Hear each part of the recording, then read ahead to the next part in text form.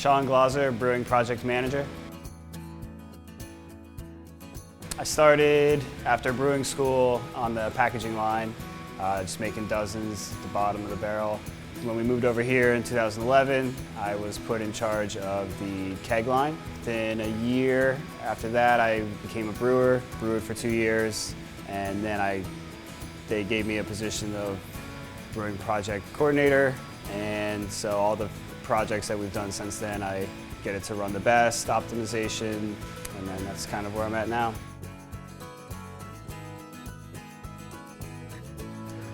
John is one of the two owners, one of the brothers. He's the brewmaster. So we just kind of talk about how everything's running, and then just kind of have little meetings here and there to kind of discuss what we want to do next. He's very forward-thinking. He always wants the newest equipment and is very willing to get it, and then we just kind of figure out how we're going to use it. On a hot day, probably Sunshine Pilsner.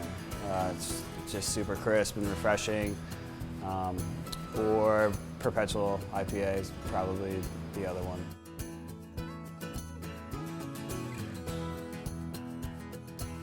The most unique, I would probably say, is Freaky Peach, which we released a couple months ago, I guess it would be now. When we were talking about the concept of a peach fruit beer aged in bourbon barrels and that was sour, I kind of wondered how that would all fit together.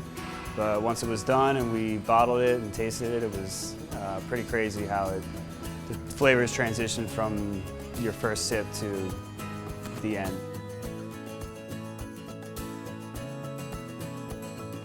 There's probably 30 different types of hops we use. Some are really fruity, some are grassy, some are really dank. It kind of depends on how we want it, and then we add those at different times throughout the boil or during dry hopping, and it gives us the aroma and bitterness that we want.